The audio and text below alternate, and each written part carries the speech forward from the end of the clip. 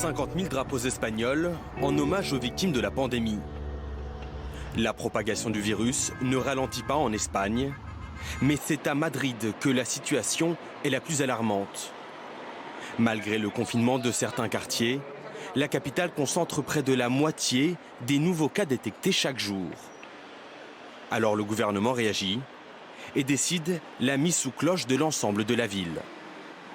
Les mesures sont relatives au contact social. Seront limitées l'entrée et la sortie de la commune, sauf pour se rendre dans les établissements de santé, pour aller travailler à l'école ou à l'université, pour rentrer chez soi ou pour aider les personnes âgées. L'exécutif a dû négocier âprement avec la municipalité qui s'opposait à l'extension de ces mesures.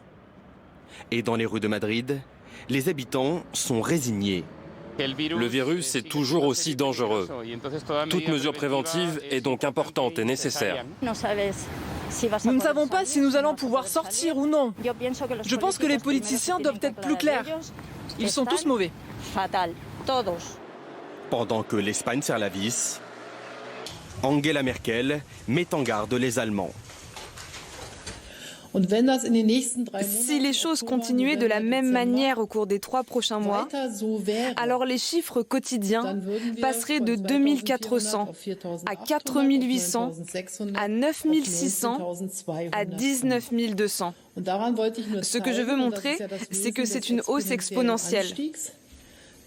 Si le temps de doublement reste le même, cela conduit à des nombres très élevés.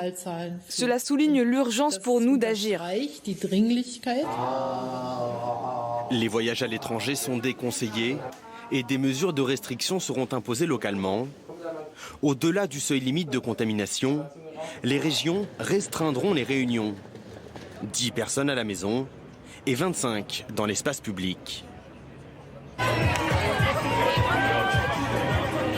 À Londres, les bars ferment à 22 h. Alors on fait la fête dans la rue. Mais avec 7000 cas de plus en 24 heures, le Premier ministre ne prend plus le virus à la légère. Je vais être clair. Si les indices l'exigent, nous n'hésiterons pas à prendre d'autres mesures qui seraient, je le crains, plus coûteuses que celles que nous mettons en œuvre actuellement.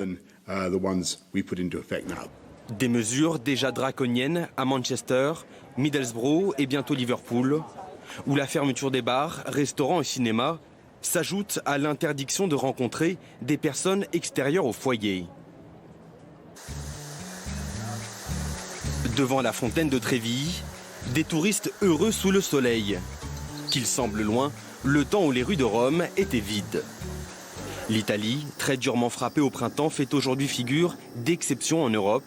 Le pays parvient à contrôler la reprise de l'épidémie. Les chiffres en Italie, depuis plusieurs semaines, se sont stabilisés. Nous sommes entre 1000 et 2000, donc en moyenne 1500 cas par jour. Ici, à l'hôpital, nous ne voyons pas plus d'arrivées qu'auparavant.